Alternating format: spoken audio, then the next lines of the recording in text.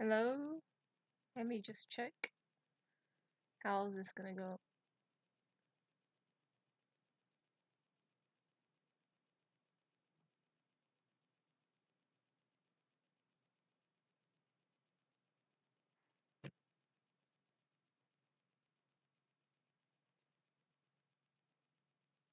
No one in chat yet. Oh, it's okay, I'll post the link soon.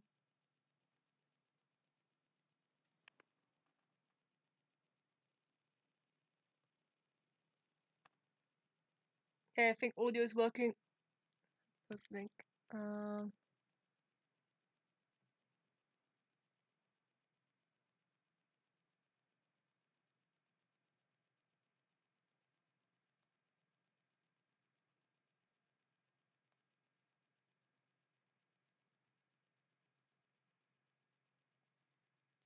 Do, do.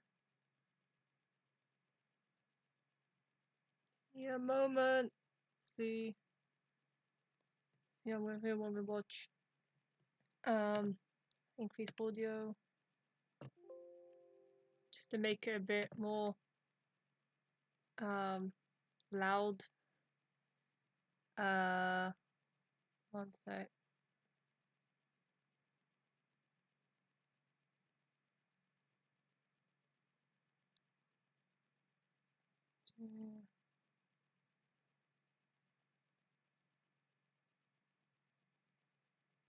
Yeah, I know I'm late, but I was making a cool thumbnail. So, yeah. Now.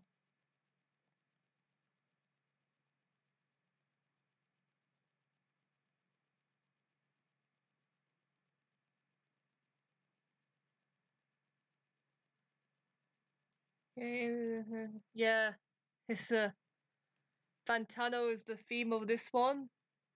Nice to point out, Smurf. But I'm gonna start anyway now. I started a bit late anyway. Might put volume down actually, depending on how the microphone does whatever. The audio. I'm gonna start by putting on Space's announcement. Hi there, I'm Alfie, and welcome to the 2023 edition of the Space by Game Jam. Here's how it works. You've got 10 days to make a game. The theme will be announced on August 4th, and then from that point you have until the 4th to the 14th to make a game based around that theme. The Jam's been created to celebrate the 1-year anniversary of Eglion, and to give back to the community that's given me so much over the years. The Jam is very game design centered, and whatever the theme is, you can expect it to test your brains and what you know about making a great game. Even though starting out, don't fret, this isn't too hard. The length gives you time to experiment and look down on ideas, and learn new skills you need to make your submission. You can use any game engine, as long as you can upload your game to itch.io with a playable build, we're all good. If you do use external assets, you must have legal right and clearly mention their use in the description of your entry. Games will be judged by you, the participants, once the Jam has ended. You can work in teams up to any size, go mad with it, make something massive, blow me. Okay. I do want to do this one. I mean, I appreciate Space. I just want to point out it's interesting though.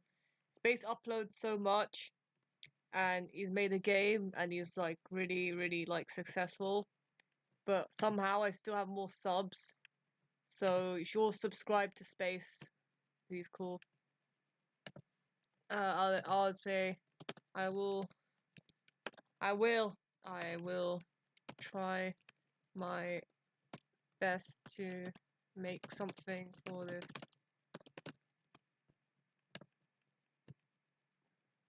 Me away. Just do it. Entries containing Just do it.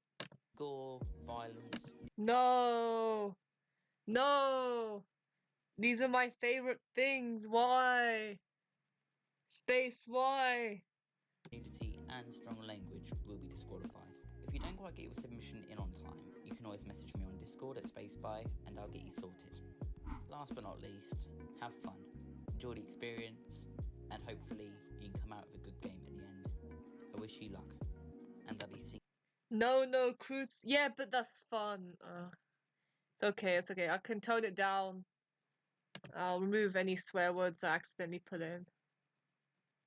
There's me. The Utopia review. I already saw the Utopia review. It's quite good. He actually liked it. Carly, yeah, I've heard this is mad, but I don't know. I'm not really a fan of her voice so much. Yeah. Safe for work. Hey, Horsden! How you doing, Horsden? Nice to see you. Always a loyal stream follower up here. I was gonna play the wiki game, but obviously I get stuck on Fantano. I just wanna like mess around on like. Don't crash. I feel like this is gonna crash in a second, and I'll be like, oh, I have to restart the stream. If it crashes, then I'll probably just cancel stream. Because Chrome is annoying. Muse sucks. I haven't seen this one yet. Yeah, party on. Hey everyone, Anthony Fantano here. Internet's. Oh, I don't know if I should actually play his content because I feel like he'll sue me. You don't know about the lawsuit going on where he's like suing he's suing Activision. So why does Muse suck though? What they? I mean, they do, but like, have they done something new?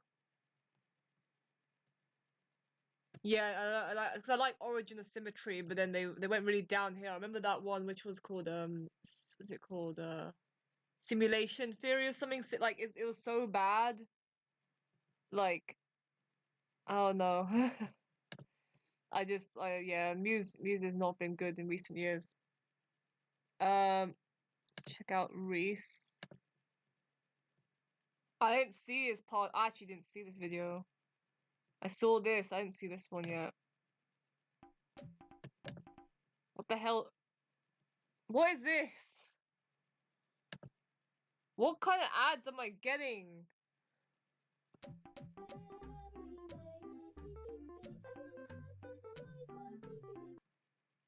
Like, what? I thought I'd get like Unity ads or like, 'cause I'm on the Fennec account. I thought I'd get like, you know, some kind of like video game related ad or technology ad or coding or something. That's the usual I get. What is this?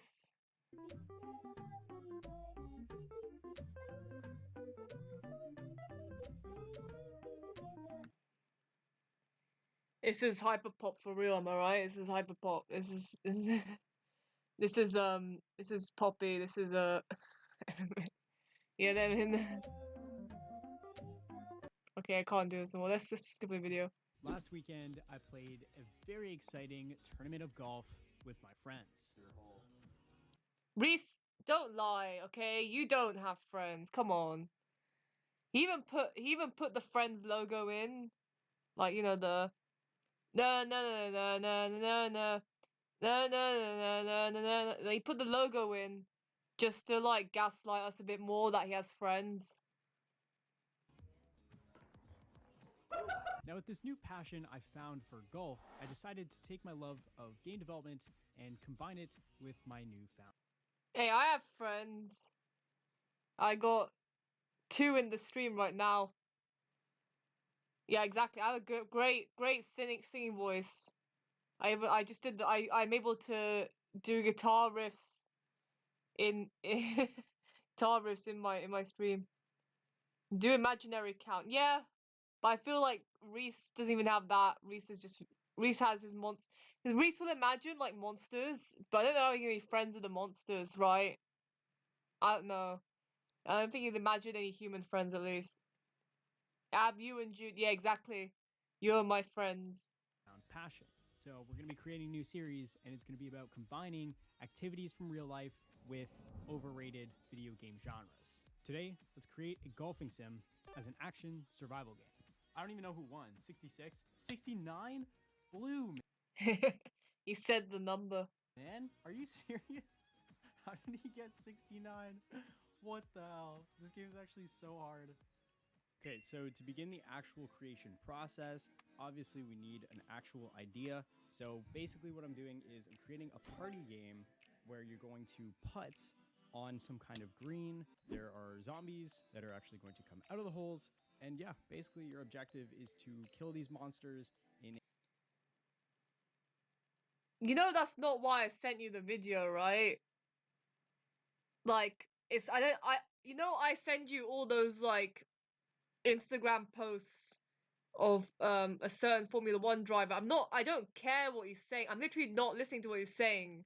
I don't even know that he was what oversteer, understeer. I just send you it because he's funny. Like, he's just funny to look at. In a 4-player party survival action type setting until the timer runs out and we have a winner. So now that we've actually decided on what the gameplay experience is going to be for this small project, I want to start off by creating the sprites. So we got a golf ball, some golf clubs, a grass texture we can use for the putting green, the holes themselves, and some basic enemies that we're definitely not going to be using in the final prototype of the game. Quick update, I remade the monsters and I turned them into zombies. So yeah, we got some cool animations actually happening for our little enemies here. They look like melons. Like, not Fantano, but they look like watermelons with legs. He gives me, but I mean, you could phrase it like that. I guess that's one way to put it. Kind of just felt that the zombies fit the game aesthetic a lot more than those stupid chibi Monsters Inc. looking ass monsters. So He said looking ass. Guys, he said a cuss word. He said looking ass.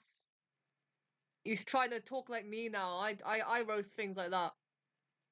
Alright? Reese heard it from me first. yeah, we got zombies now. So now that we have all of the main sprites for our game made, we can move into the coding phase where we're actually going to start building out some mechanics. So obviously to start this off, we want to make an actual putting system where we can charge up our golf club and shoot it in a trajectory to make our golf ball move somewhere on the map. This is going to be our main focus on how we move around the map and how we actually kill enemies. So they're kind of both linked into the same mechanic, which I think is always fun when games do that. So yeah. Next up was actually creating the enemies for the game. So I made them move around on the screen and actually move towards the player. And when they get close enough, they're going to actually start attacking the player. So I created this little bite animation. So yeah, I don't know. I guess the zombies like eating golf balls. Okay, here's the thing, right? That this looks difficult. Like, golf games in itself are already difficult, and you're adding enemies that move towards you for it. Like this, like, I know even in the intro he spoiled it. The game is difficult. It's not easy. He's made like a really difficult ass game.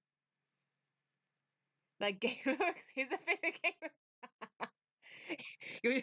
I'm describing how the gameplay is a bad idea, and you're just like, they look shit. It looks fine. I think the gameplay is a bad idea. Like, I'm saying, like, I'd rage quit instantly. Sure, I don't know. But right now, the game feel is just absolutely horrendous. You shoot a golf ball, it goes somewhere, and that's kind of it. So I think the next thing we need to do is to add in gravity and actual knockback. We have all the main mechanics in place, but there's one thing missing. We don't have any kind of spawn. How many, how many golf balls can he fit in the mouth? I mean, how big's the ball? Am I right? You have no idea.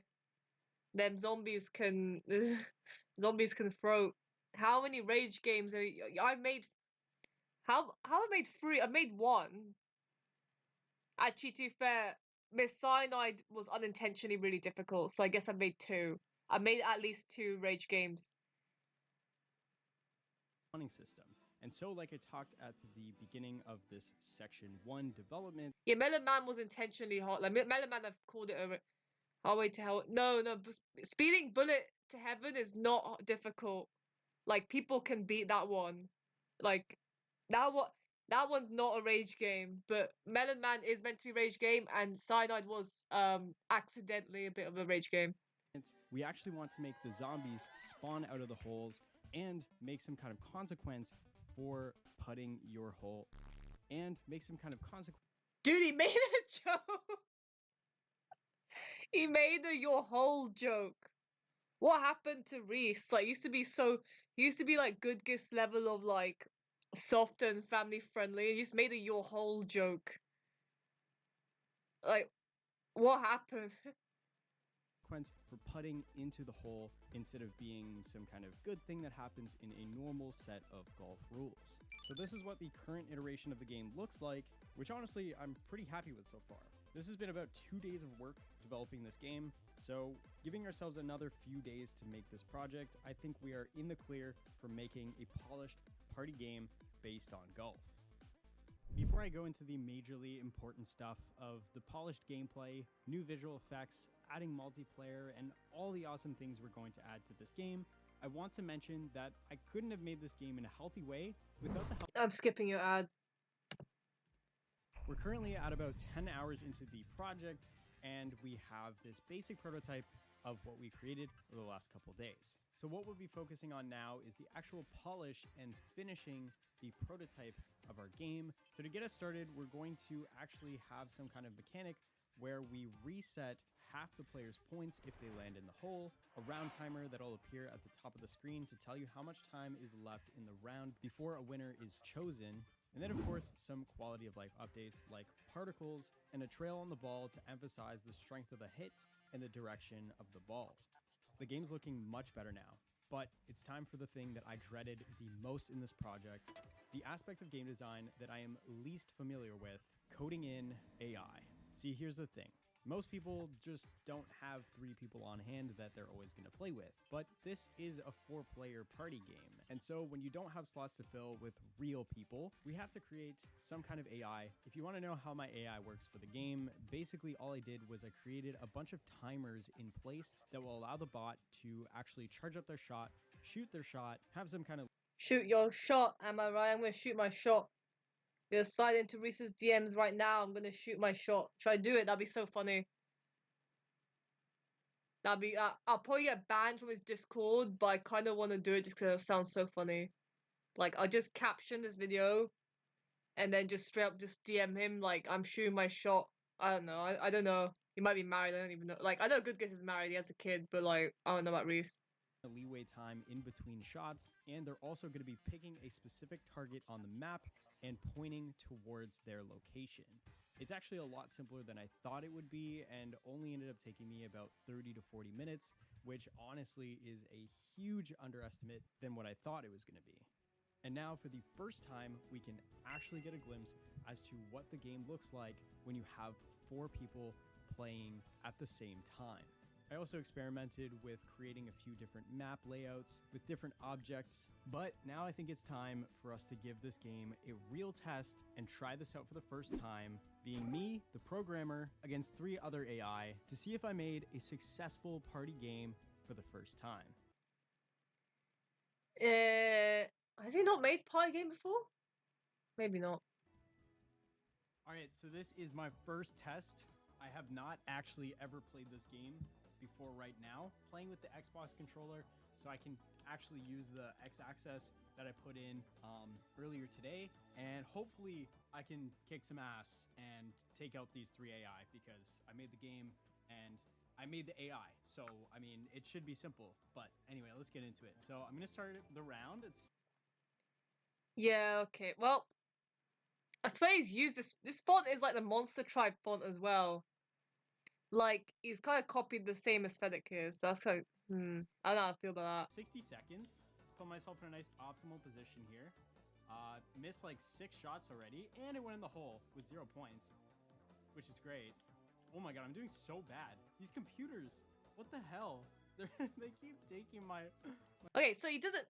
In the beginning, it looked like he was on like a Discord call, and he was like playing with friends. But now I realize he made AI players. Because he didn't have any friends, so he had to make AI players to play the game with him. They're freaking zombies. Okay, hold on. Let me come back in this game. I gotta focus. Okay. Not too bad. Look at that ricochet. You guys see that? Oh my god. Alright, how we doing points-wise? Actually doing pretty good. Oh my god. Did we win? Oh, we beat Blue by 1 point. Oh, that's so tough. I did a quick recording before this, and I got my ass kicked. Blue got like double my points. All right, starting off the round. Get that prime position. Guys, he said prime. He made a KSI Logan Paul reference. He said prime. All right, we're ready. Oh my god, that double bounce. So beautiful. Amazingly executed, if I say so myself. I'm whiffing a lot of shots here. Oh. Oh my god. I just gotta get out of danger. I'm not even trying to be offense right now. I'm just trying to get out of danger. Oh, the ricochet feels so nice. Like when you hit one zombie and you go into another zombie, it just feels amazing. Even the editor's like, you sus. Oh, I went in the hole. I lost half my points. Going in the hole is so bad. Like, Yeah, it is. Trust me. which is kind of the point, right? The point is like, it's kind of like the opposite of what golf really actually is. You're trying to avoid the holes rather than get in them. I can't believe he's going this sus though. Like, he usually strays away from jokes like this, but I feel like something's happened. He's kind of broken away from the Barney the dinosaur Teletubbies type stuff Goodgis does. It's going a bit. He's kind of going a bit more PG-13 rather than just PG now or whatever. Universal. It's not. He's not a Universal everyone person anymore. Anyway, did I win? Did I win? Let's see. 50, 32, 41, 66? Oh my god, I slept on player 4 the whole time. I didn't see green at all. When did he get 66 points? You know, You probably didn't see green because your background's green and you made a player green. Then you can't see them as clearly. Of course you slept on them. You should have made them pink or something. you win some, you lose some. I won the first one. I lost the second one. We're going to do one more game. Hopefully I can win this one. So the AIs have taken one win. I am also at one win, which means this is it. This is the round that takes it all home. I'm very bad at this game. I'm not going to lie. I'm thinking about making like other difficulties too for the NPCs. So this would probably be like a normal difficulty. I just lost half my points. I went in the goddamn hole. Okay. Oh, they're eating blue. Okay, wait. Let's check the score. So blue's in first again? Are you serious? Oh, green's coming up though. Here we go. I'm in focus mode right now. I gotta get all these. Yellow keeps trying to take my score. He keeps trying to take my zombies. I don't even know who won. 66? 69? Blue, man. Are you serious? How did he get 69? What the hell? This game is actually so hard. But yeah, I mean, I would say this is like a medium difficulty. Bro lost his own AI and he made the game. I'm definitely not amazing at this game by any means. I don't have any strats going on. Kind of just, you know, throwing myself out there. But it's pretty hard. Like, I lost 2 out of 3 games as literally the person who made the game. Yeah. Well, AI won. AI Yeah. kicked my ass. AI kicked your ass. 2-1. Very unfortunate.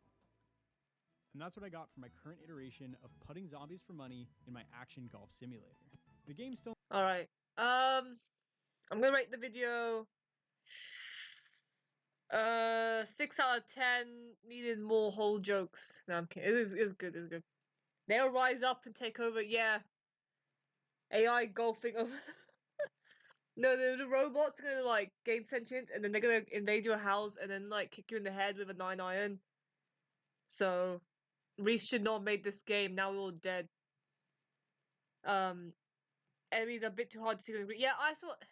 He didn't like this comment. This is like the. Oh, this is what I was saying. Like, why do you make stuff green when the floor is green? That's not the same thing. Okay. The editing is it was alright. Okay. Reefun streaming again. Just go annoy Reefun. Every stream at some point, just go annoy Reefun. AI more like A star. I don't think. Okay, you probably did use A star. You're right. You probably just plugged in A star. Day of the life of an indie game. He's not though. He worked. Don't you? For day in the life of a former Microsoft software engineer, bruh. I wouldn't. I find it a bit strange because he's a different kind of breed. This one. Should I go annoy Reefun? Because every stream is pop into Reefun's stream and be like, "We stream your stream," and then take views away from your. He has 1 view actually. Let's raid. Oh, he sounds so sad. But you just took those failed AGIs and installed them into USSIMPs to slave away for you at close.ai. Okay, so USSIMPs, that's incorrect. What do you mean I got my free? Did I tell you about that? I don't know. I don't remember even telling you about the £3 food joke me and my mum have. I'm trying to have a think. I think I might have come under £3. I don't. Yeah, his name's Refund. I remember his first vid. Yeah, Refund was on TikTok for a bit. Did we watch it together? We might have watched it together. I don't remember telling you about free. Okay, whatever. Hi, Okay, Refund. just downloaded that part. He spits facts. But you just took those failed AGIs and installed them into us simps to slave away for you at closed. What are you even doing, man? Okay. Why is it saying closed DAI? Closed AI.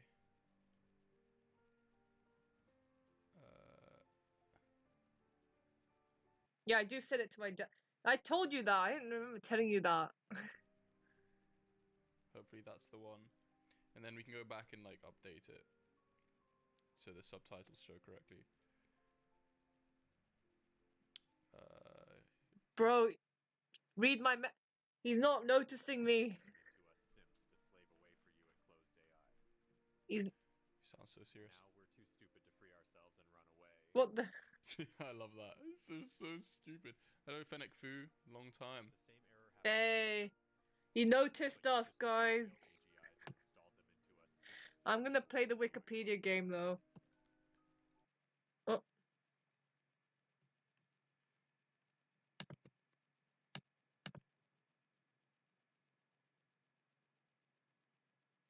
Okay, yeah, the stream went down for a bit.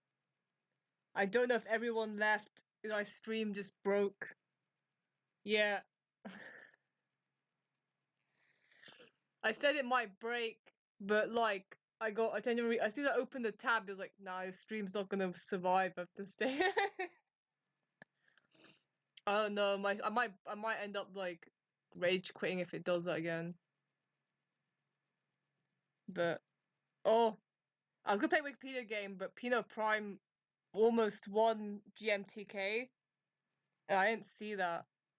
Guess what, guys? Hey, didn't you? Oh my god. No, shut up. It's time for the Actual ADHD editing right here. What the hell? GMTK Game Jam 2023 or something. One of the biggest game jams or blah blah blah. You already know what it is. You clicked on this video. What kind of game am I making for the GMTK Game Jam 2023, you ask? Well, here's my basic idea. Almost every game, actually pretty much every game jam I've ever competed in, I've made one fatal mistake. What's that, you ask? Well, I suck at making games, and Another thing, he's really good, but then he said he sucks. It kind of is a bit. You know you don't suck, right? You know that.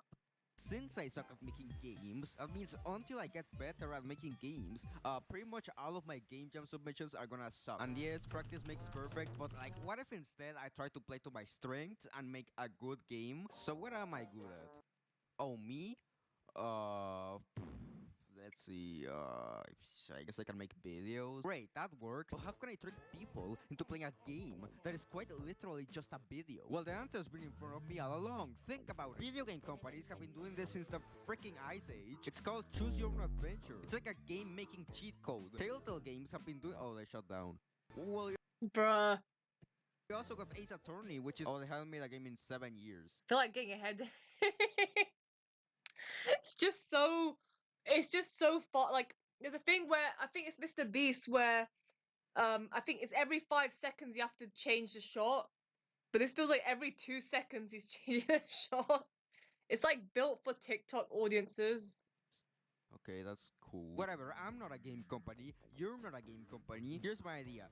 The theme hasn't been announced yet. Why did it make... Is to make All a right, game let's see. that fits Come on, give me the something good. Give following me something theme. good. My brain... That was me when I saw it. I was like, no, I'm not doing that. I'm glad he agrees with that. That is a terrible theme. It's not a good theme. It's at a blank right now. I don't even know what rolls, revert, rolls, roll the dice, roll of the dice. What the hell, Mark Brown? Can't believe you've done this to me, Mark Brown. You're I'm gonna Evangelion it. biggest fan, your number one biggest fan, Pino Prime from the YouTube channel Pino Prime. You betrayed him. Okay? Alright, you know what? Maybe I can still shoehorn my idea into this theme. It's been 5 hours, but why is this music still playing? It's been 5 hours, but I figured it out, okay? My basic idea, you're this guy, you get into a game show, but you're not the contestant, you're the host guy. And you suck. So how exactly do I go about turning this into Okay, that's pretty good. That's a pretty good idea. a video? I mean, a game will be, of course, start by making This guy, I said that. I said that. This guy is like built for TikTok generation editing. It's ridiculous. a 3D model, baby. That's right. We have, except we don't. You see, that is the power of lies and deceit. I didn't make a 3D model for my game. I didn't have enough time to make a 3D model for my game, so I just used the old model. It's actually called brand recognition. Ever heard of it?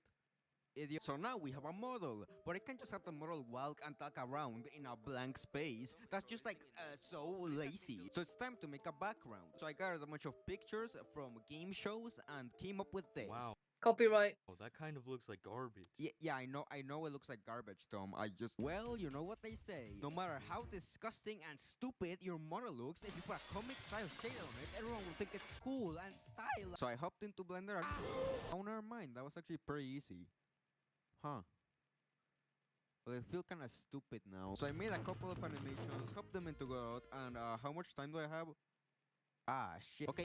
The thing is with the brand recognition is that he's got a lot of fans, and they'd see that and know it's him. I like when fair, like I like when people do it anonymously. That's interesting. Like Jonas Tyrell every year will do something. He did a massive team, but like a lot of time they do like anonymous stuff like that, so you can get away with like hiding. You know what I mean? Like you don't get off on brand recognition or anything. You just get like awarded on the game. Okay, you know what? This is fine. I mean, what really do I have left to do? Well, that sucks. Looks like I have 8 more things to animate. Not to mention, I'm not even sure what they're gonna be. Well, that only leaves me with one choice. I'm gonna pull an all-nighter.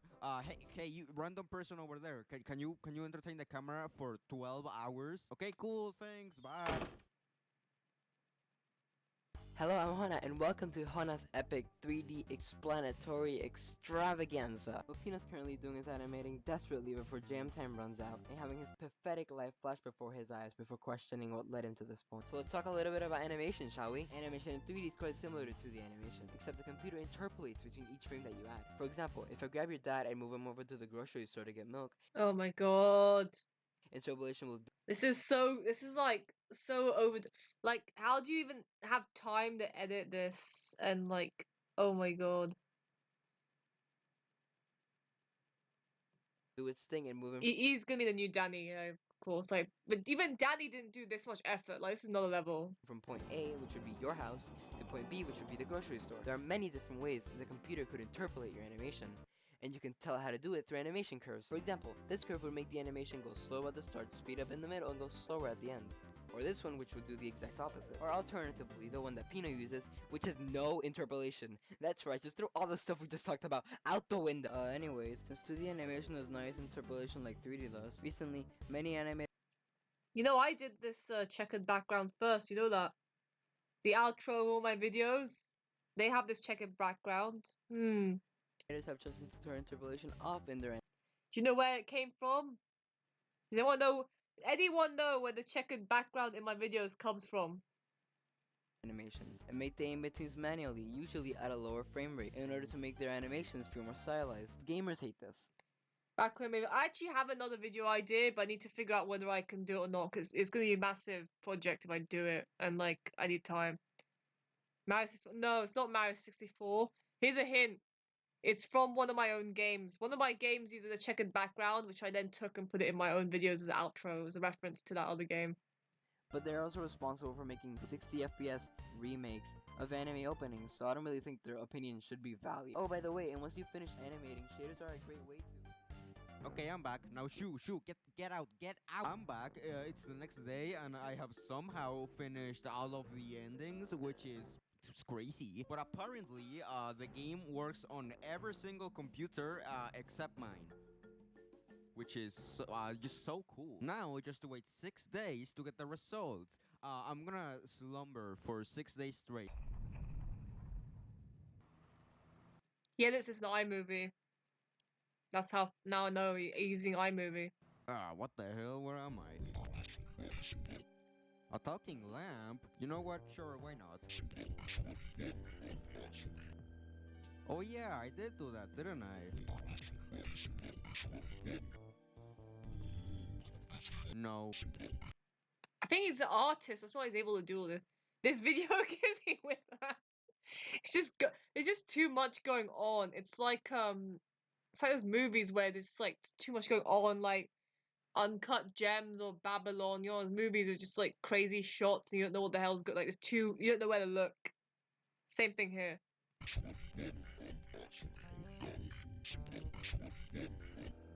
Wait, what do you mean usually? The hell you mean gone? Oh my god, where the hell did it go? Oh, okay, that's convenient. Oh, I see. This is cool. I can like move around and stuff. That's This is what game is that? Beyond Two Souls. I don't know if you've seen that. You play as a ghost. Reminds me of that. It's kind of ghost bit here, like Beyond Two Souls. awesome. All right, I've made it. Wait, you're not coming out?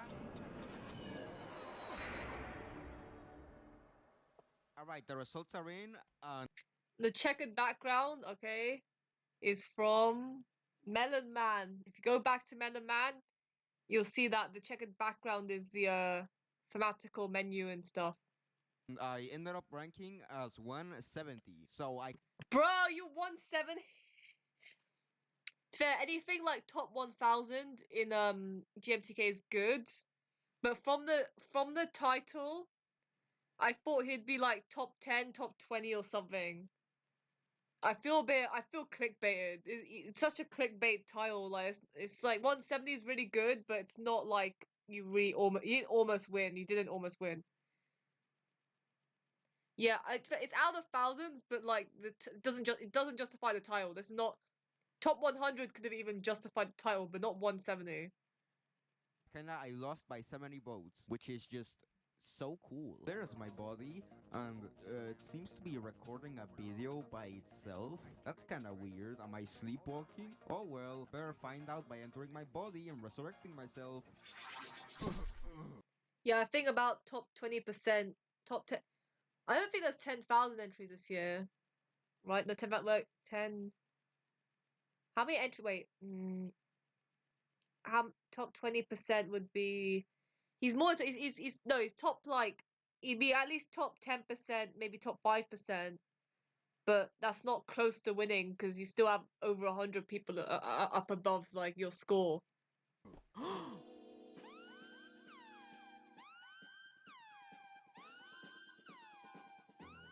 Oh, are you just gonna stand there or? Check this out. This is one of Pino's special moves where he chunks a can of uranium in hopes that something useful will happen. Yeah, I think this is a clickbait tile.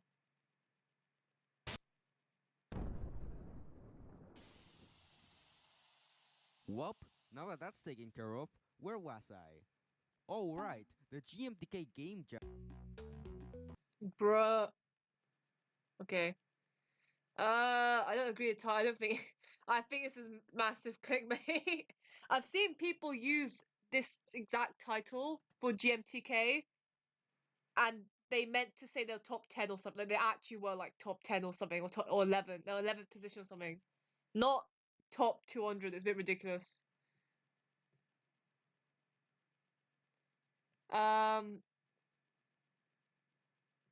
What have we got here? How soft bodies is Blank Dev. Blank Dev's still about. Do you remember what happened to Black? Oh my god, Blank Dev's been on it. Been on it. I remember when yeah, I remember when Black Dev deleted all their videos, and all they had were like one seamless video, one of these, and that's it. And these ones before here, like these tutorials, were deleted. I think it must have changed. I think was it Blank Dev? No, I'm confused. Nate Dev. Blank Dev's okay. Nate Dev is the one who did. Let's have a look. I don't remember. I think Blank Dev was a bit I remember the seamless videos, but I was okay. Nate Dev, what happened, Nate Dev? Yeah, Nate Dev deleted all of. I made a video game with no computer. Oh, they put it back. No, they put all their videos back. Remember when Nate Dev only had like I think this video up and this maybe a couple others, but what happened to him, man? Yeah, we were. Danny's gone. I think Danny's just taken the most amount of wish list on Steam and just left. You watched Nate? Yeah, I think a lot of people watched that Nate video because one line was quite interesting. Travis Scott, I saw this video already. I already saw Sean C listen to Travis Scott Utopia. Also, I don't know if I can play Travis Scott Utopia on stream. But yeah, no, like, oh, Telekinesis, the original version.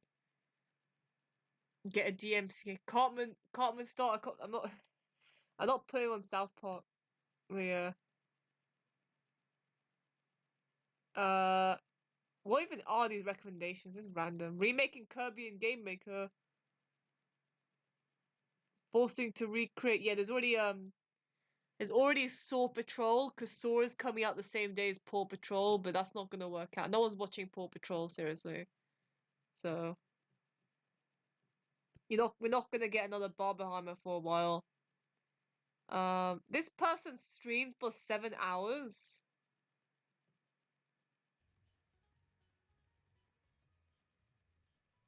How many views it? They got quite a lot. They have a lot of subs actually, but they streamed for 7 hours.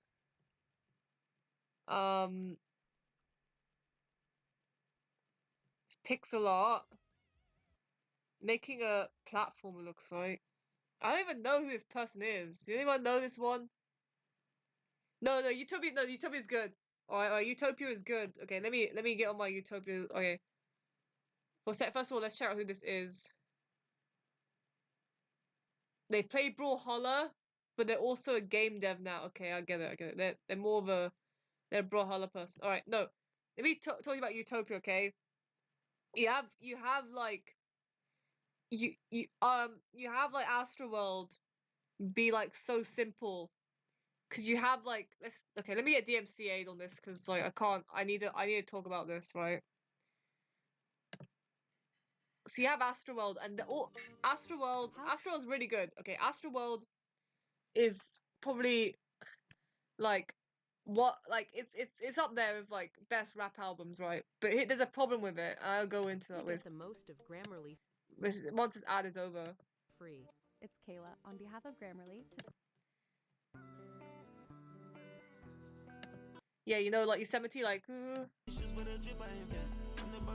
that's Nav, right?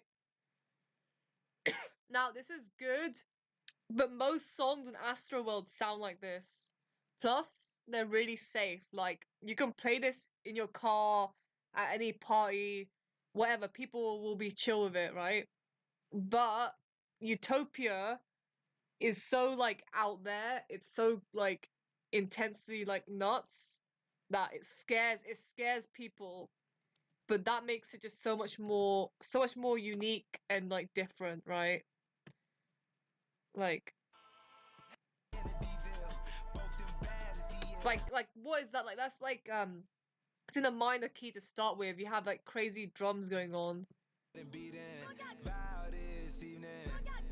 Like that, like you got the vocal sample. You have the opener, right?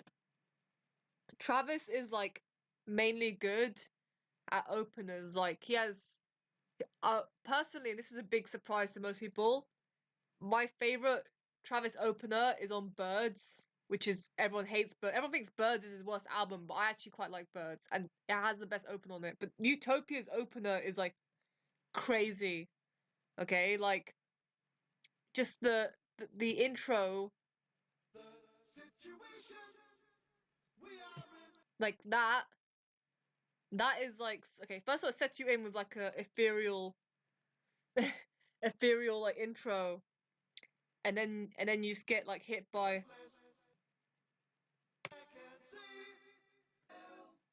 Get this.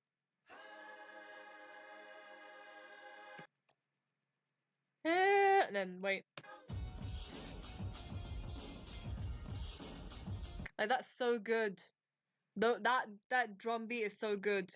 He's not he's not Danny Brown, but Danny Brown is his own thing. Like Danny Brown's got like even crazier kind of like, well, the thing is Danny Brown is his vocals are crazy.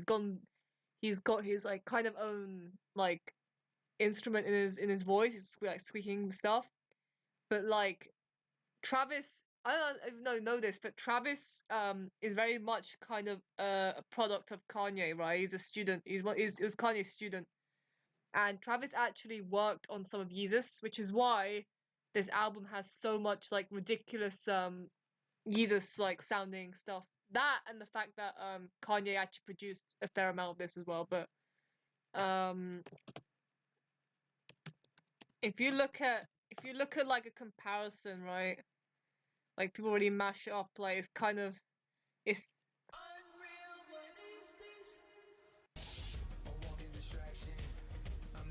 like you. I mean, you know what Black Skinhead sounds like, but this is like the same song. Oh my god, it's too ads. Like he just made a very similar. You you don't like yeah Smurf. You don't like Yeezus, but Yeezus is just crazy. There are a few songs on there I skip, but then the peaks of Yeezus are insane. Like I know Jude's favorite is Hold My Liquor, but yeah, just like Black Skinhead, Bound to, even the end of Bound to. You don't like Donda. Why do you like Donda's like okay. I mean Donda has a lot of filler, but Psychomatic 2 honestly.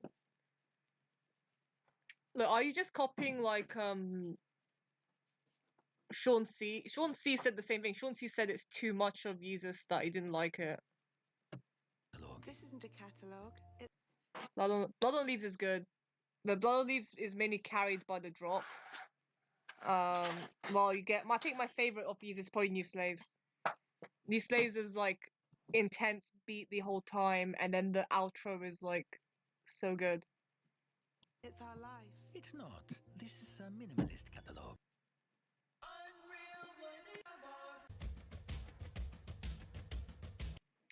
Yeah, everyone's like, "Oh, this is just Black Skinhead," but I'm like, "Yeah," because he's trying to. This album is basically his version of like Yeezus if he had all of the Crave Control, while Yeezus is like him, Kanye and Travis make an album together, right?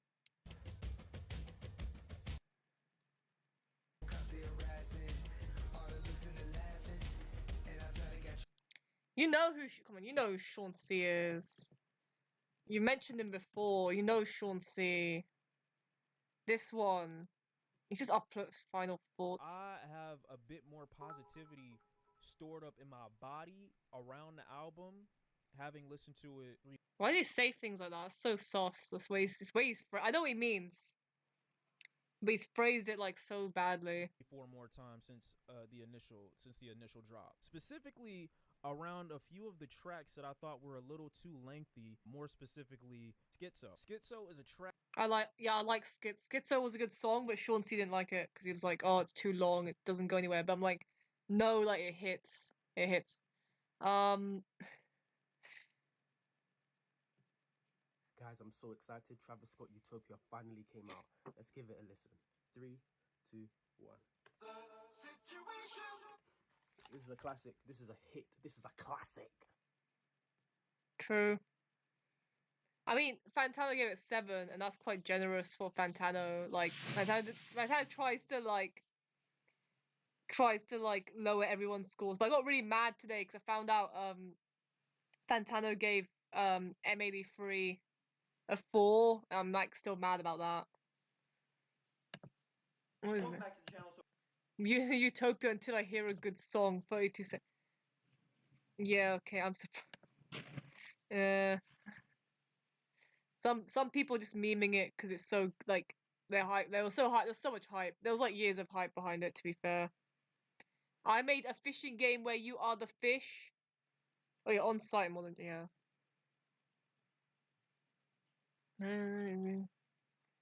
I'll get to it. I'll tip you an itch on God. I don't want any money though. I don't want to accept any money. I have all the things turned off on itch. But you can just search through Discord for that combo. What? Oh yeah, this is funny.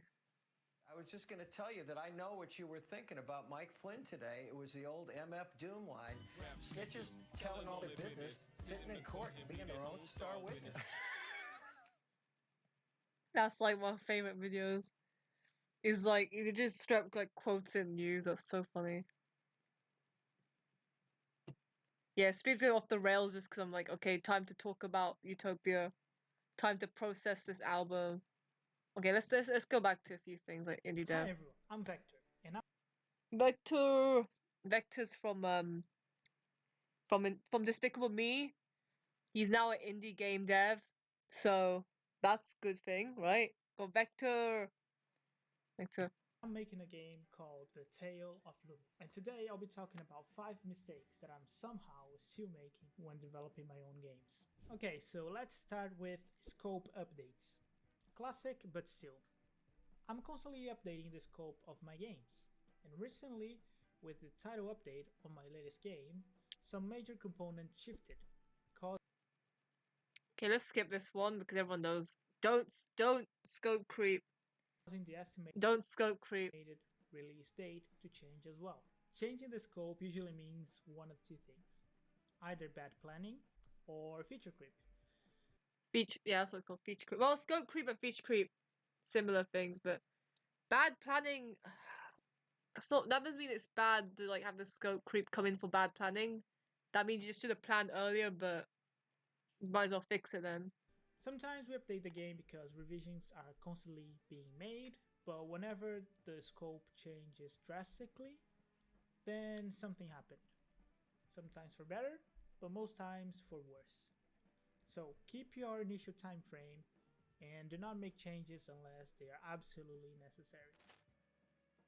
Wanting to solve lack of focus. Okay, well, I fall into this one sometimes, but rather you need to focus on a good game loop. I suppose that's the lesson, right? All problems. If you're a programmer, you probably have this problem as well.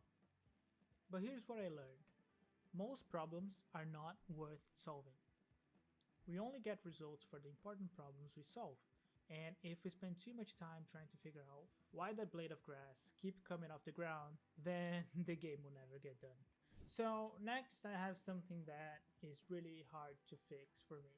Focusing too much on short-term goals. I was always the one to plan my tasks. That's interesting. It's got a whole like, what is this? Like a whole like project management board here. Like it's actually like planned the game out with all these tickets. That's kind of crazy like planning. It's good though. Ahead and kind of get a feeling for the overall picture of what the path looks like. Problem is, when you start executing the plan, the vision kind of gets blurry, and the small problems like a line of code or whatever start to take over and time just passes by. Honestly, I'm not sure how to fix this one other than taking a step back every once in a while and try to change the perspective to kind of reset expectations. Okay, so this was Scope creep has made many young devs. I'm not sure if I'd agree with that. Because the point of like it being creep is that it wasn't like that in the first place. Like I know what you mean, because when you're like making something and you want to make it more, you think like, oh, I have a way to make it more interesting because I'm finding the game boring, and then you add something to the scope, then you'll get scared like, oh, scope creep, I'm gonna. But that's not. That's just a judgment thing where it's like, don't. That's like less creep, and that's more like adding, adding something that you need. I feel like scope creep is when you really don't need it. It doesn't add too much to the game. You just keep adding more and more, and then inflating your like requirements. You know what I mean? Like, There's a slight difference to that, but I don't think it lacks ambition because you can keep the ambition in the first place and just have the scope be big in the first place. Just don't let it get any bigger, right? One might be a little bit controversial, but actually, lack of documentation. See, when you're making a game jam game or a super small project, you don't really need any documentation. The idea lives in your head, you execute it, and boom, project done. Now, when you're making a commercial release, even if it's small indie game like mine, there are just so many systems and details that sometimes we can just get lost in our own ideas. Also, having a document helps keeping the game in the right path and not branch off to different ideas. Okay, so this one I'm really starting to learn how to fix with this project, but it's still not doing as much as I should have, which is playtest. Yeah, so good. This is hard though because a lot of game devs don't have friends, so they have to make like AI players to play with them, and that kind of isn't the same as a playtest. They have to play the game on themselves and record it and then complain that the AI players beat them. So I get this is that's the struggle with playtesting. Testing the game. This is crucial, really. The way I'm doing this right now is by taking my game to events and letting people play. But you can do that with friends, family, Discord servers, whatever.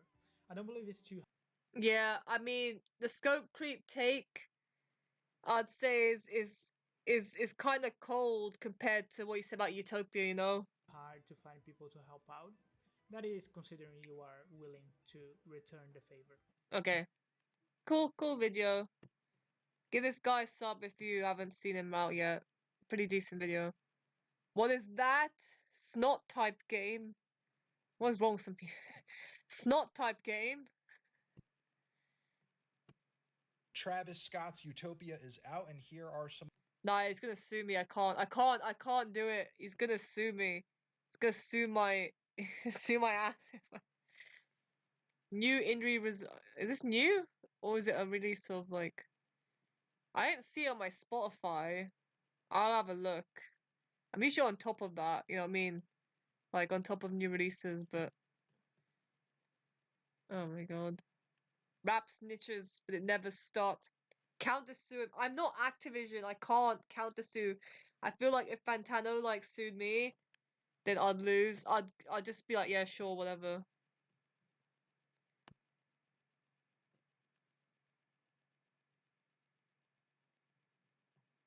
Why is he? Is it because you did you give up on the jelly game? No, you still. It looks like you're still making jelly game. Why did you Why did you change it? Okay, whatever. No use yelling. Yeah, he's not. He's never gonna watch. He's way too big. He's never gonna watch the stream.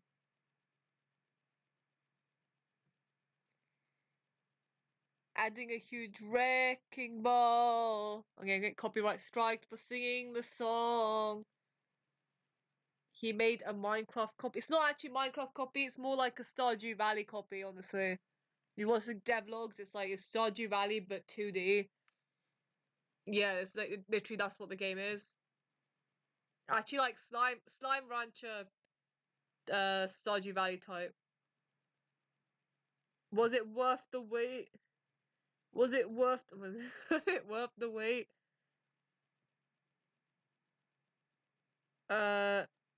Oh, do you remember when this dropped? Do you remember when this? Do you remember when this dropped? Is Slime Rancher good? I never played. No, I've played Slime Rancher. It gets boring real fast. I just gave up, and I watched people speedrun it, and then I got to see the whole game, which it wouldn't be worth playing. So yeah, that's the thing. Don't bother with the slime launcher. This game is actually trash. What is this? Sleeping Giant. I don't play that many games anymore. That's how old Slime Rancher is. I played it back when I actually played games and didn't make them. I didn't make games at the time. Is this a real like Toronto-based game? This is a real game studio. This is not like an indie like it's not a YouTuber. They actually have an office. Is this cheating? Like you shouldn't be allowed to have a YouTube channel if you have an office. maybe Uns, but games these days kind of just make me depressed. So no, like I'm just looking at them like I do not want that. Like they just make me sad of what the industry is nowadays. You know what I mean? God of War. I'm not interested. I'm not like God of War. Yeah, but like the new one, and then they keep pumping out Assassin's Creed, and I just can't be bothered. This is like some of these music edits are ridiculous. Play indie games. I do play like if a dev has released a game, then yeah, like I'll play it.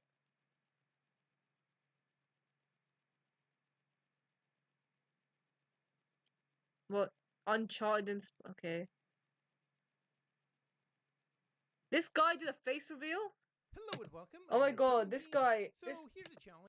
That's his face. I never seen his face before. I haven't checked his channel in a while, but he started. I can't believe he started showing his face. He used to just not. He didn't show his face. He just had like the image. You never see play Minecraft. That's really. I think I haven't played it since I met you, but that's only about a year ago, right? Just over a year ago. So I play it here and there, but like since I met you, I didn't play it, which is strange. Actually, that might not be true. I think I played. Actually, no, I played it after I've seen it. No, that's the thing. I'm thinking about it. I'm now like, no, I did play it while I knew you. I just didn't really, you just didn't notice. But I now I'm thinking about it. I met you, and then that Christmas, like winter, I played it for a bit. But I don't think you knew that I played it.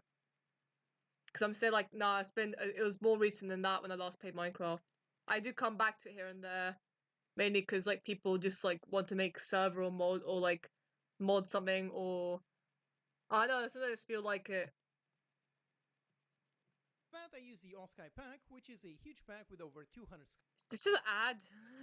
I can't believe he's showing his face. It's so weird. What if you could do SEO He's smarter? like he never shows his face. I just picture him as like an old guy. Like he doesn't look like anything I picture. I picture he'd be like some old kind of like Russian guy. And faster. With Wix, you can edit your meta tag. Hello and welcome. I'm your Code Monkey. My game and nothing. No sale. He's doing a reaction video as well. let me react to a reaction of this guy. This guy's reacting to another thing. Pick up game maybe, but like oh no, the job I already do Java at work, and you know Minecraft is like Java. No wish lists. No money for the Steam holiday sale. Wow, right away. Yeah, that's tough, but sadly that is not uncommon. If anything, my advice to you would be don't spend 3 years working on your game, especially not your very first game. When you're just starting out and you're trying to learn, you really want to be able to learn with as little risk as possible. So yeah, for your very first don't spend too long on your game. My advice is don't go anything further than something like 2 to 3 months. I made a video quite a long time ago on 7 steps you can take to become an indie dev. And in the beginning, I do say make tons and tons of games because you will learn so much more by actually finishing and publishing a bunch of games. You'll learn so much more than just working on one massive game over several years. Is he just reacting to someone? Okay, I mean, that's what I'm doing, but I just find it really funny. It's like I'm reacting to a reaction of another video about. Okay, well. Right now, I'm working on my next Steam game. Okay, let's skip. 3 years ago. Alright, this game is gonna be amazing. I think I'll just start with all my art assets. Holy sh! You don't start with art. Classic. I'm trying a new format. This is his first reaction video.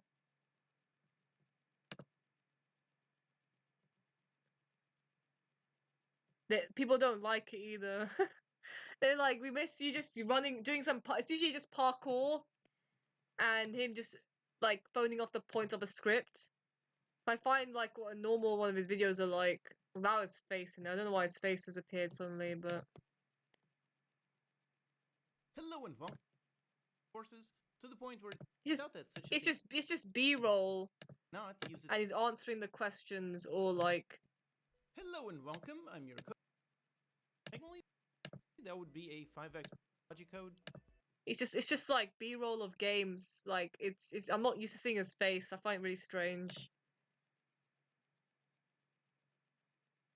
How I built a thick skin. Oh no, what's this? This is, I feel like it's gonna be one of those videos that are either like pretty decent, either decent, or it's gonna be horrible and it's gonna be meme to death. Let's have a look. Opera GX. It's a no-brainer. You want to surf the No, I don't want Opera GX. Leave me alone. weapon style? There's a browser with the letter E somewhere in there that can do that for you. When I was watching YouTube, I stumbled upon a video that gave me a little push. In order to make your dream game, you must first release a sea of crappy games or a bad game or two. Now that advice has no ill intent whatsoever. It just means that you need to learn to release games. I agree. You get better at making games by making more games. You try and fail some more until one day you can make great games.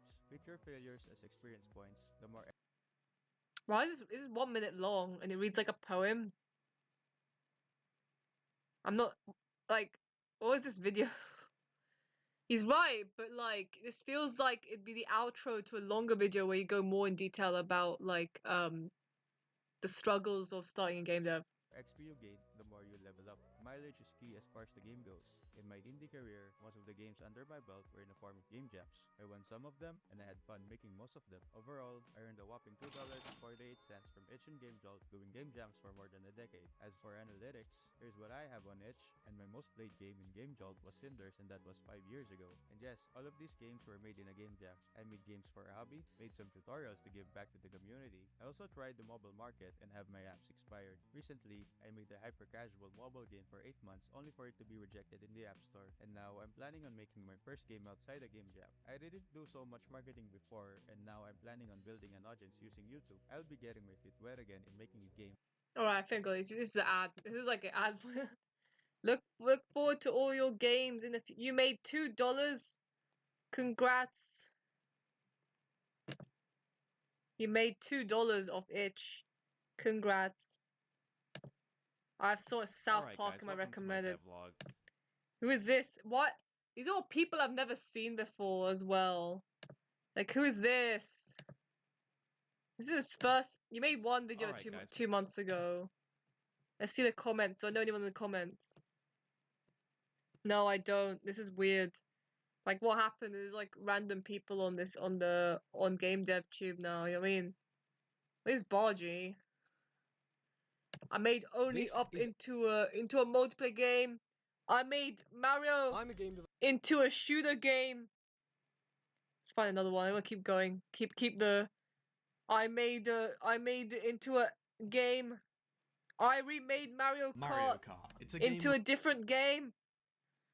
I turned Manhunt into a multiplayer. Manhunt. You either play into a multiplayer game. Let's keep going. Keep it going. Keep it going. No, where's Bargy's videos go? Go back on ourselves. Go back to only up. I need another Bargy video so I can continue the meme. There's no more. This is like a Danny. Manhunt is a. I think it means. Yeah, Manhunt is a multiplayer game. Wait, no, wait. I don't think he means Minecraft Manhunt. I think he means the original Manhunt that Rockstar made, right? Made Kanye. I made a cake for myself and I can feel the salmonella spreading from my system. Next Bargy video is gonna be that.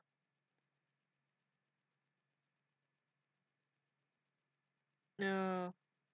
It's making. Let's go. Just jump to my making my. I made the world's hardest game. Let's go to that one then. I made a game without the internet. Oh, let's keep going.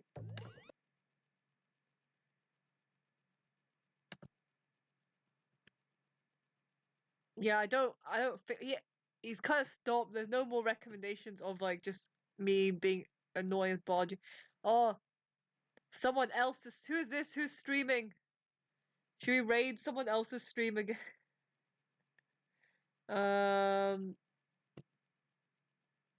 Top 10 games made in Godot. Nah, it's not. That doesn't have the same ring to it. And have the same ring to it as I made into a game. Oh. What's the latest? Latest dev that come out you behind on, like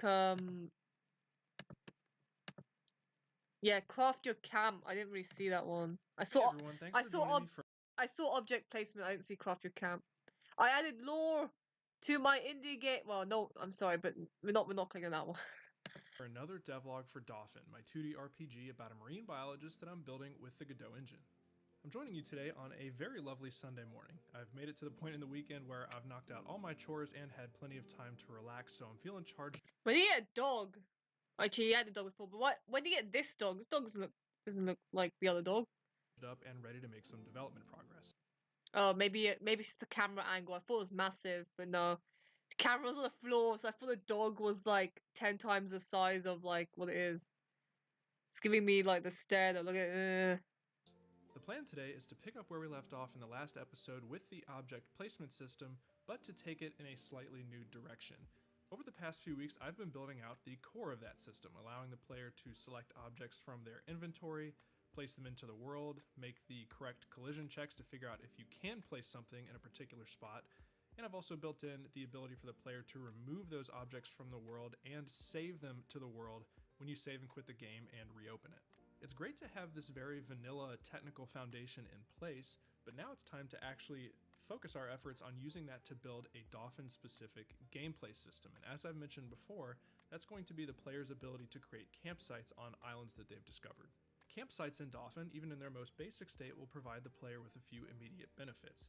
The shelter point of any given... I've just realized he didn't have any...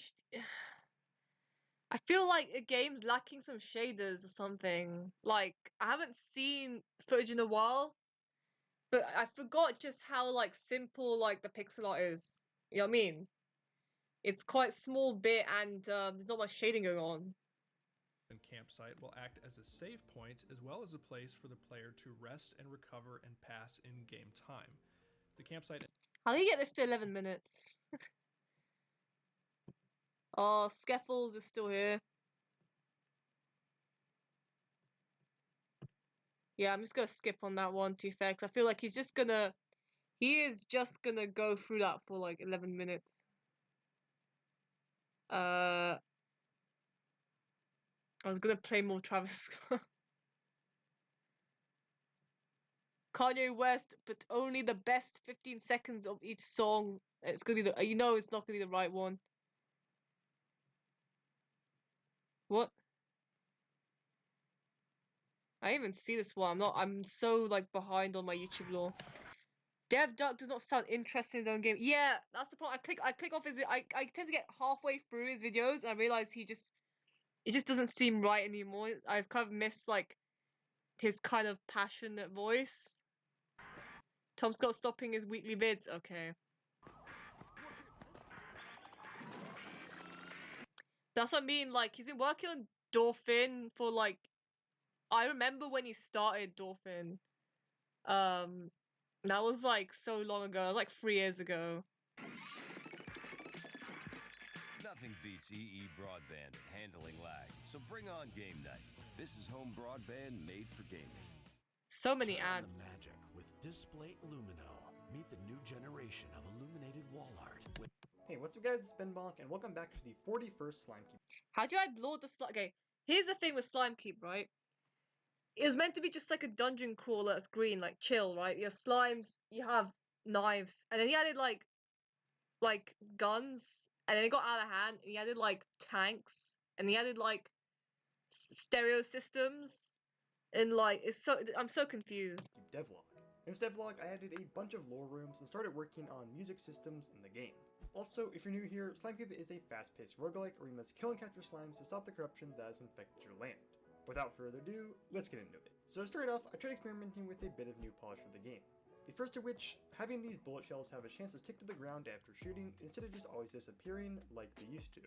Overall, I thought the effect could be a nice addition, but I got quite a bit of feedback from my Discord server about how people weren't too huge fans of this change, so I ended up just reverting it to the old system of them not having a chance to stick, but let me know what you guys think.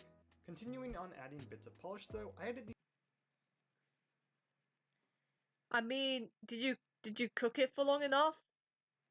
Yeah, I don't really bake cake. When I have to bake a cake, I just buy a mix. I don't really bother like I mean, Smurf can attest to this because that's what we did. We bought a mix and then just put it in the oven.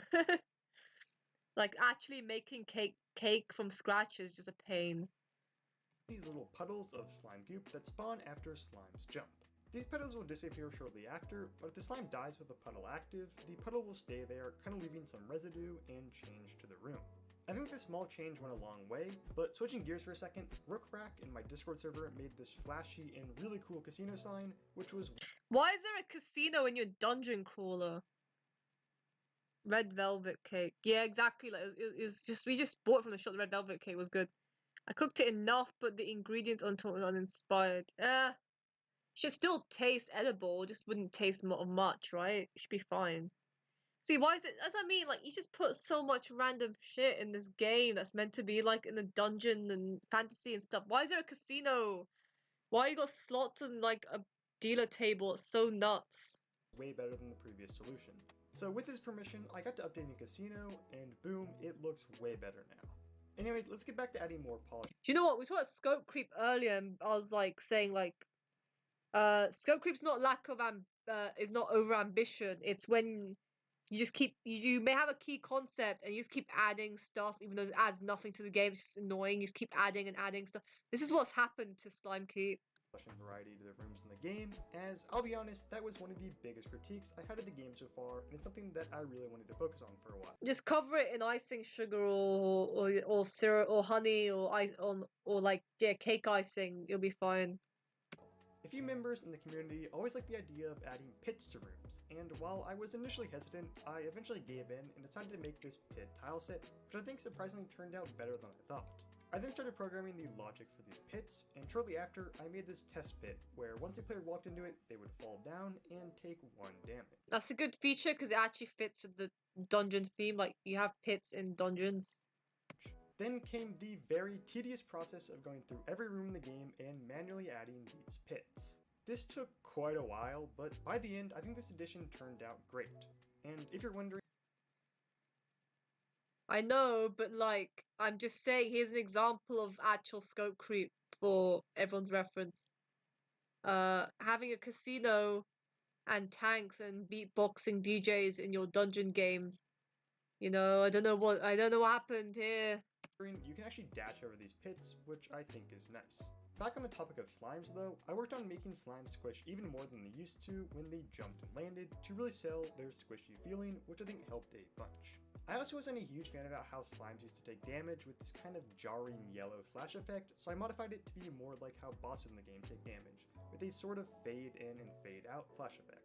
I think it was a definite improvement, but something that also needed improvements in the game was the story/lore. I got tons of comments asking about this in past videos, and I'll admit I've always kind of put off lore.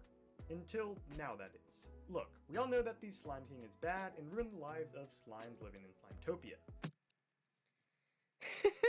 Slimetopia. Yo, Travis Scott reference. Yo, Utopia reference. Slimetopia. Oh my god, you reference like Travis Scott by saying Slimetopia. No, like you get it, like because you have Utopia, then you have YSL, Young Slime Language. You know what I mean? The slimes, you know, like Young Fug. I'm not gonna say. I was about to say something. I'm about to say, you know, like free. No, I'm not, don't free him, but you know, the slime. You say like the Young Slime Language, the Slime Money Gang. You know, Slime Topia, Utopia. You mix it up. It's Slime Topia. That'll be the collab album with YSL and Travis. They're gonna make an album and call it Slimetopia. So your cake's meant to be healthy, but you put protein. I mean, protein stuff still has chocolate in it sometimes, so you can just use it as a way to funnel in the protein. Like it's fine. You gotta have some kind of compromise. It can't all be healthy. But why is he bad? How did he come to power? What specifically has he done to hinder the lives of slimes? These are the questions I wanted to make sure to answer. And to do this, I decided to direct out some ideas for what I call lore rooms, which occasionally spawn and slowly reveal the story and truth behind Slimetopia. This is the worst way to do lore. Like, I know some people like the Skyrim books, but I think it's such a lazy way to do lore. Like, in Elder Scrolls, you have books, and you read them, and that tell you the lore. Like, no, just like, I guess like some of this is good, like the private chambers and stuff, but libraries are just a lazy way to dump lore. You gotta find a way to work it in a bit more. No, it's just yeah. And I'm not a fan of this way of putting lore into the game. It's a side piece. I guess it gives you the option, but I feel like it could be, it doesn't have to be books. It could be more like museums where you examine artifacts and then a bit more and some NPCs you don't have to talk to and you can ask them stuff. But like the books just seem a bit lazy. Yeah, I'm not a fan of the green palette either. I think it's a bit overwhelming. Like for for like a menu UI, you can have it green and have some other. What I'd love is like a mix of purple in there, like some nice purple, pink shades, just to make that look so good. Like imagine the floor was actually purple and pink, and then you have the slimes. Like I can imagine like the correct palette already. That goes so well, but oh no, the all green is just it's quite a strain on the eyes, let's say. If the player can put together the pieces. You can see some of my ideas here, but don't get too excited because I didn't end up adding all of these. But one of them that I did end up deciding to add was the library room. He added the worst one. Of course he did. Here, the player could read various books that reveal information about the Slime King and his past. So to start off, I worked on this bookshelf sprite, which was really the core of this room. After a bit, I finished up these sprites and set the whole library room. I also made this library keeper, who has a bit of random dialogue that you can encounter if you get close to him. But now it's time to make the actual books for this library. I got to coding the interactions, and shortly after, I got it so that there would be an exclamation mark bobbing up and down over a section of the bookshelf. And if the player interacted well near that exclamation mark, this blank screen would pop up. Then, after presumably reading the book, once the player left the trigger area, the exclamation mark would fade away, kind of indicating that the player read the book. But if they walk by that same area, the exclamation mark would reappear, giving the player to read the book again if they would like. Now for the actual books, I mostly borrowed the code from the pre-existing Book of Slime pause menu, and so now these books would pop up and were actually interactable, which was pretty neat. So with this logic in place, it was time to actually draft up some ideas for the actual books. Now, I wanted to make quite a bit of variety for what these books could actually contain, so the process took quite a while. But I think I made some great progress lore-wise, which I won't spoil, so you'll just have to find these books in the game yourself. Linus! Then came the process of setting up all these books in-game, which took a few days, but eventually the library was pretty much done. I agree with you that as well. It'd be cool if he didn't make a whole dedicated devlog just to explain books and stuff, like, you know what? I think Reese did it correctly. Like, Reese had, like, not too little devlogs, but enough devlogs that people were interested in Monster Tribe and they knew the basic mechanics of it. But a lot of Monster Tribe was a surprise. Like a lot of the interactable objects and NPCs and you know the day-night cycle and a lot of it was a bit of a surprise. So I think you did correct. This is overkill. I agree with you that. Like 41's a lot. Like that's definitely like over a year of content, I think. Straight up, like yeah. But I don't know. It's just too. He could have just done it. He's so serious about his game. I feel like he's nearly at the end of it to launch it. He could have just dialed it back and said, okay, this game is going to be finished. I want to add extra features. I'm just going to release trailers and teasers and tiny updates or something. Not do any devlog. He could put pause on devlogs and release the game, and people can explore this themselves. I think that would have been a better strategy. Just like Reese did near the end of Monster Tribe. He just focused on more like, look how far we've come. Game's coming. It's close. We're gonna release it. Blah blah. So yeah. The player is now able to read anywhere from 2 to 4 books when encountering the library, but there are a total of 10 books in the collection which can randomly spawn. So the player will have to revisit the library multiple times if they want to read every book. I like this way of doing things as I think it allows for the player to slowly understand and grasp everything. So yeah, let me know what you guys think. Moving on to the next lore room, here I went for a bit of a more standard graveyard. There's nothing too crazy lore-wise here, but the player can visit various gravestones and pay respect to some of the fallen residents of Slimetopia. How to get the most of Grammarly free. You got an ad. It's Kayla on behalf of Grammarly to tell you. But the next and final lore room for now that I planned was another big one information-wise. And this lore room was Billy's, or more specifically, Billy's Bar/Tavern. That's right, first it was casinos, and now it's officially adding drinking into... Why? Why are you adding bars into... Actually, to be fair, taverns fit the theme a bit better than casinos, but like, he even acknowledged it, like, first I added casino, now I'm gonna add drinking. Yay! Definitely what this dungeon crawler needed. Yeah, Good Games does it right, like, only key updates he releases a devlog and they're quite thorough. I'm also pretty glad with that. I hope it comes out soon, because you know, he's done a lot with that. Hey Space, glad you like the comment. Yeah, I just we watched your video here on stream. That was that opener actually, and yeah, good luck for the jam hosting it. I'm gonna hopefully try and make some, if you know, make something. If I don't, then oh well, like, but I'll literally try. I'll get some ideas down. We're just watching this Ben Monk latest devlog and understanding. This is an example of scope creep right here. When you think when your game's finished, you just want to add more stuff to it for no reason that doesn't fit. This is a devlog. And also, he is just showing off a bit. Yes, lore one. He's just showing off a bit too much. We think it would have been nice if he kept some of these features as surprises when the game actually releases. Now it's kind of like you don't need these many devlogs. You can just build up hype without giving all the goods. You know what I mean? That's our kind of like feedback, our criticism for this devlog. But you know, it's Ben Monk. I know, you can watch it on playback. Watch it on playback barrel. Slanky. Well, don't worry, because they don't drink alcohol at Billy's, but rather slime juice. That sounds gross. Actually, on second thought, that may be worse, because I don't think you want to know how slime juice is made. Anyways, I said at Billy's in-game, and I really like this outside animation I made. I also made it so that the player could enter the bar, although I still needed to set the inside area. So that's what I did. First, I had some of the core decor, such as tables, booths, and the bar area.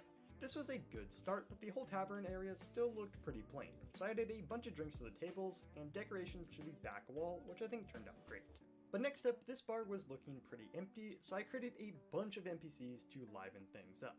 Now, with all these NPCs, I'm not gonna lie, I don't like the way that people, like humans, look in this game. They look like ants. They look like little beetles.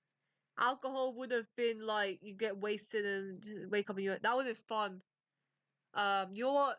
I hope that's secretly in the game. I hope he doesn't, because he mentions like you might be able to drink at this bar. It'd be cool if that's in the game and he just doesn't tell you until you play it. That would be awesome. I wanted the player to be able to talk to all of them and have the actual residents of Slimetopia share their experiences and how the corruption has affected them. And this sounded like a cool idea, but the issue is I don't have a dialogue system for Slimekeep. Sure, there's this bit of dialogue. Wait, so you have a casino, you have readable books, you have tanks, you have speakers, which are in the image, by the way. You have like you don't have a dialogue system. You have a shop. I know there's a shop in the image. I know there's a shop from the other devlog. You don't have a dialogue system. You have bosses, but you don't have a dialogue system. You've changed the slime animations 3 times, but you don't have a dialogue system. What? Why? Oh, if you could call it that, with the shopkeeper, but nothing that allows for interactive questioning. So I spent the next few days crafting a simple custom dialogue solution. On paper, my goal for this dialogue system was to allow the player to use the digit keys or numpad on their keyboard to ask a question to an NPC. The NPC will then display their answer, and the player will be able to ask another question. Now, it wasn't this simple to make, unfortunately, but after a few days, I did have a basic test up and working. Here, the player can walk up to the bartender, and a question will pop up next. You know, it's priority straight, because a numpad is really quite clunky. It could have been possible, but like, you know, either arrow key selector or click on the choices is usually the intuitive one. I don't really like this whole numpad chat system, and it looks a bit messy. If he planned like this game and thought, oh, what would be nice to have, and it's like a common feature that people want in their games, like interactive dialogue, then he could have had it much earlier on and not just like code it all at once when you're making a bar. I mean, I hope he goes back and fixes this because yeah. Upon pressing the 1 key, the camera zooms in, and the NPC starts speaking with this cool dialogue bubble and a nice typing effect. And by the way, you should totally do what the bartender says and wishlist Slimekeep on Steam. It really helps with the Steam algorithm and would mean a lot to me if you did so.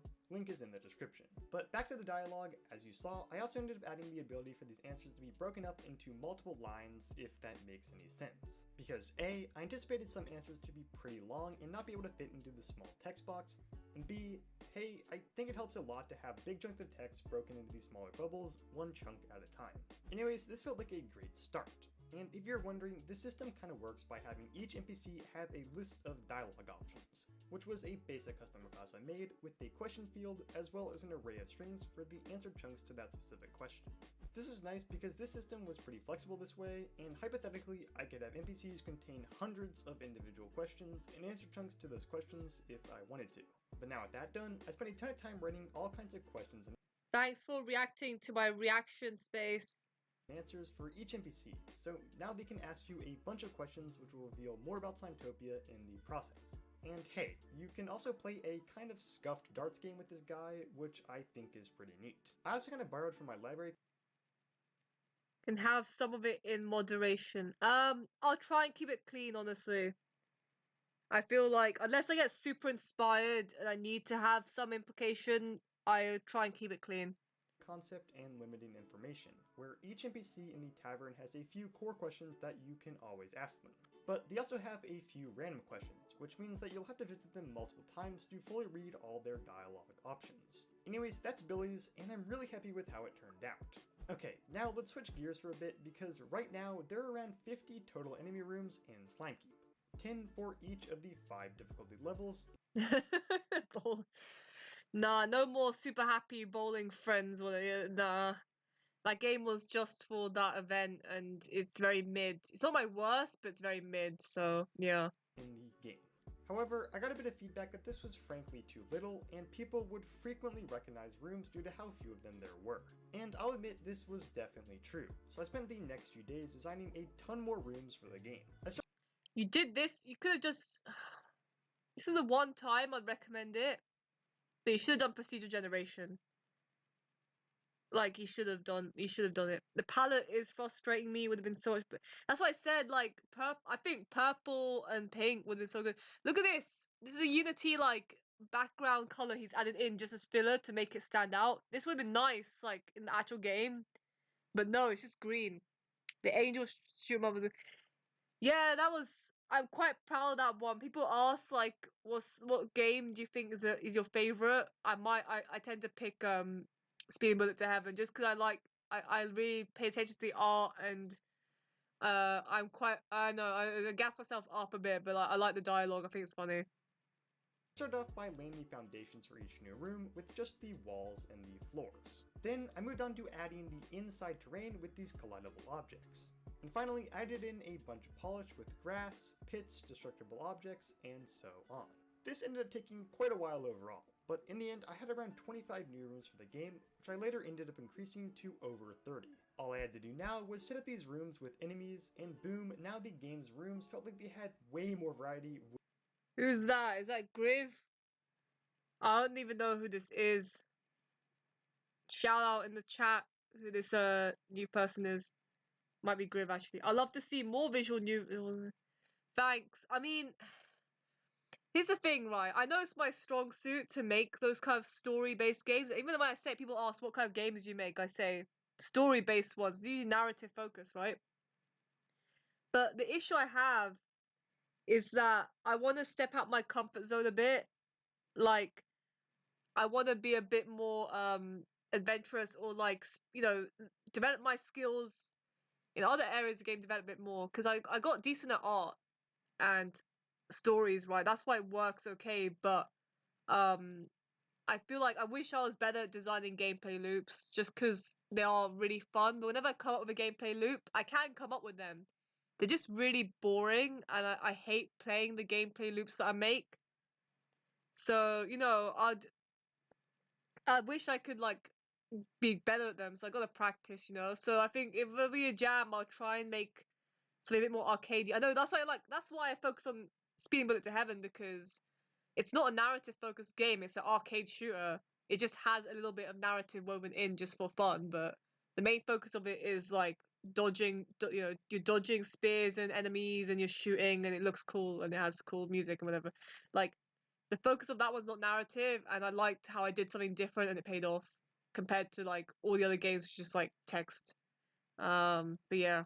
Which really helped. And, I mean, at the end of the day, the player will still end up recognizing rooms, but just not as much as before. Next up, I started laying out the foundations for adding music to the game. As some of you may know, I have a few composers working on music for the game, and while they're still finishing up, I figured that they'd made enough progress so far, so I could finally just start studying up the basic implementation of how music will function in the game. Now, my main thing that I wanted to tackle was the concept of day themes, or essentially the music that you'll hear Doi themes for the majority of the game. You see, one of the Slime Cube composers, Lydiac, who was in charge of these themes, had the really cool idea that the music could change based on where the player was in the game. For example, that's not really a novel idea, is it? But fair enough. There is this normal day theme, but then if the player enters their house, the music will seamlessly transition to become more kind of muffled to emulate the feeling of actually being in the house. This sounded awesome, so huge thanks to Lydiac for really coming up with the idea, but this also meant that I had some work to do. First, I made this crossfade day theme function. Essentially, this function would fade out the current track and fade in the new track to be played, while also making sure that the new track coming in starts playing at the same time as the old track left off. So after some basic setup, here you can see that there is a muffled version of this day theme that Lydiac made playing. I'll be the new Telltale. I mean, I hope I am more successful than what happened to Telltale, you know what I mean? Some of the tile maps also blank. Yeah. You could follow what I did with Speeding Bullet and like decorate the walls a bit with stuff, but in this game is I know the aesthetics be a bit more like clean because you're only working with what 4 shades of green, so it's a lot more difficult for him to make the wall tiles interesting. All this blue, yeah, exactly. This house is a bit blue. Yeah, I mean, to be fair, this is more of the aesthetic that's in a lot of games. Like Amori is one that comes to mind with the void and the house, right? Or Habbo Hotel or whatever. You know what I mean? But I agree with you. Like in the terms when you're in the dungeon, it could be more interesting. But once the player steps outside, boom, it seamlessly transitions to the normal day theme.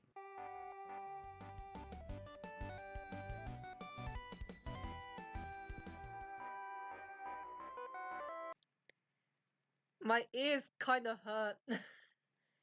Like the song is good, but it's just too strong, too loud and high pitched and squeaky for a game where you're gonna be hearing it on a loop. Like I don't know. I'd rather pick something more chill. And yeah, this is it's just basic chip. Exactly that. The point of chiptune is that they had no other choice. Like that's what they made because they had no other choice, right? That's all they had. But having an aesthetic like in your game, I get, but like you'd have to make it that annoying. You know what I mean? And it's gonna be a loop. It's gonna drive people nuts. This is a brief sample of what some of the music sounds like in the game, so I hope you like it. Anyway, no, I don't. Sorry. This was a great start, but I ran into the issue where if the player entered and exited the house too quickly, the music would kind of break. This was I'm feeling a strong 4 to a light 5 on this soundtrack. Transition. I'm joking. It was a bit of a challenge to figure out how to fix, but eventually I just made this check here before crossfading, which mostly fixed the issue.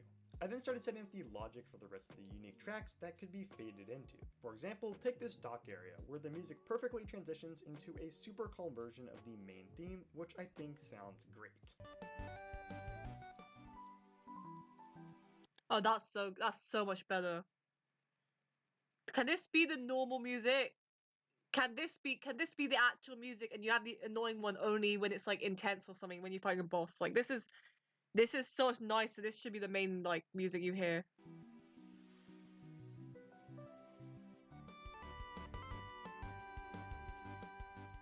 Anyways, I also set up the logic for switching entire day themes, as every 4 days the day theme will change, as well as its variants becoming more corrupted. I don't have much to show here as this music still isn't quite done, but at least I had the system in place to automatically switch themes. Anyways, I also added in this ominous music for the keep area.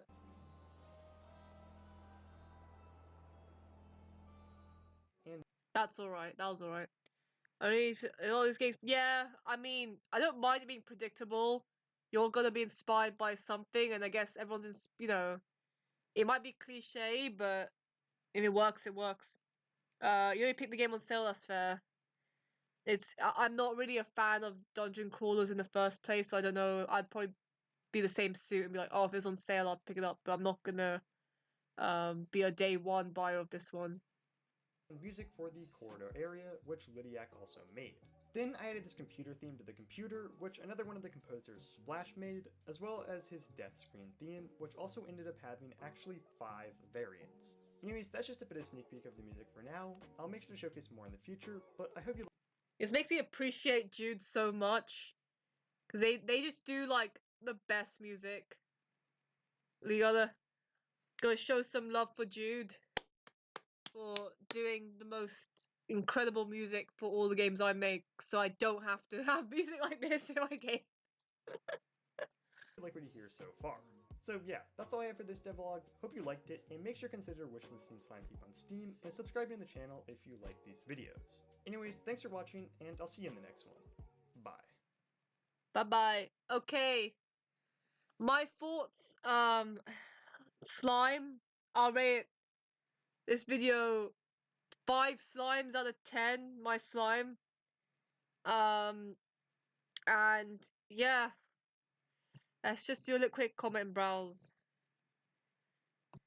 People get all these kids, right, they watch these videos and they put suggestions in the comments, and the problem is most devs, they read them and they say cool idea and they don't implement them. But the problem with Ben Bong is that he'll actually do it, and then his game gets bigger and more like bloated. Like that's the problem.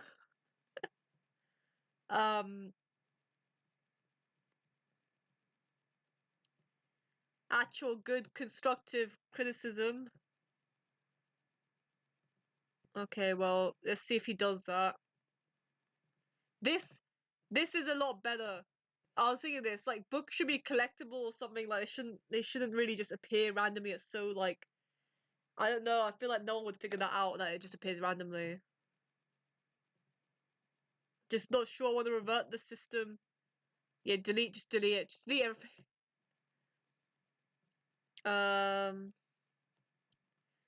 Oh my god. Thank you. Someone else said it. Someone else said it. Someone else said it. Like, it's not. It's too much.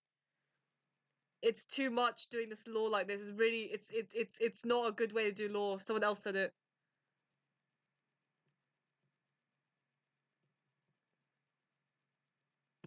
If I add more lore, I'll space out. Okay, fine. But someone else said it like this is not good. It's not really a great immersive system. Your favorite game dev doesn't care about you.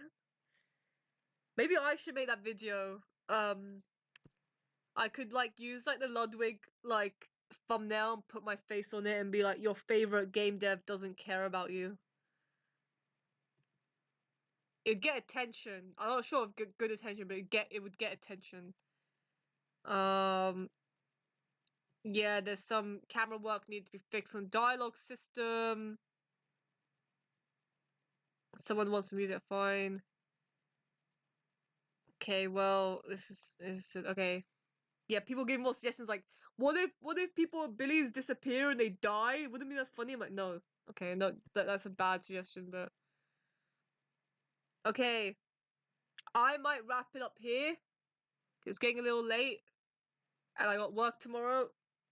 But it's been great seeing some familiar faces. I mean, it's the same group of you 5 or whatever every week, so yeah, but it's fine. I appreciate you all 5 of you that turn up to the stream every time. So we always have a good time. We always have some fun time roasting, and yeah, I'll let you know next time. If you want to know when the next stream is, remember, be in the Discord. Make sure you're in the Discord because you'll get pinged when I announce a stream, and you'll be able to come on next one and say hi and do cool stuff and hang out, which is always the best. But yeah, great to see all of you. Have a good rest of the week, and I'll see you next time.